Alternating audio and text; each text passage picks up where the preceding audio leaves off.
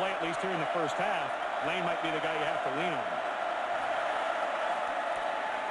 Keeper by McGee, 2 yards, maybe 3. Auston English with another tackle for the Oklahoma Sooners.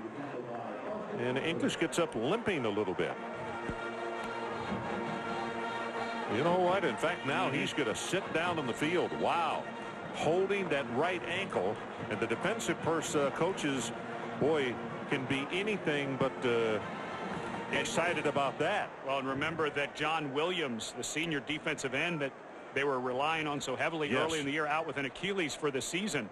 And English had stepped up his game so much, they really didn't miss John Williams. Of course, Alonzo Dotson has stepped up his game. They've had to bring Jeremy Beal, a former linebacker, along to give some depth. But this guy never leaves the field. Oh, and what an engine. We'll talk more about Austin when we return after this message. 14-0 Sooners. I think that's a better angle. So as we return, Auston English still being administered aid on the sideline. Scott Anderson, the trainer for Oklahoma. I think this is going to be a bruise rather than a sprain. Watch his right leg swing around and catch the knee right on the left side of your screen there of Irvin Taylor. So hopefully didn't hit it too hard to break that, to get a break in that area, but sure banged it awfully hard. That leg was spinning around awfully fast.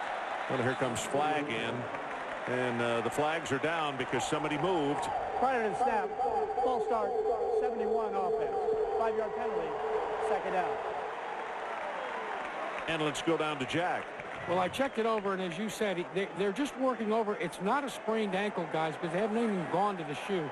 But as you said, it's more up towards the lower calf area. Now they just want to stretch it up. But remember, this is a guy that between his sophomore and junior year in high school fell over 150 feet. He's an avid climber.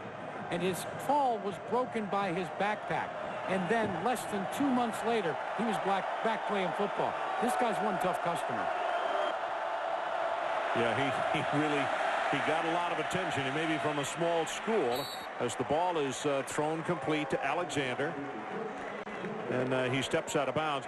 You know, one more story to close it out on English. The school that he attended, Canadian High School, 5A is the largest classification in the state of Texas. That's a 2A school. Bobby Jack Wright was called by an assistant coach and said, you know, they got a kid out here at this little school you might want to look at. And Bobby Jack said, I looked at 2 plays and said, give them a scholarship and make sure, because nobody else was on him. And they're thinking he is headed for All-American status.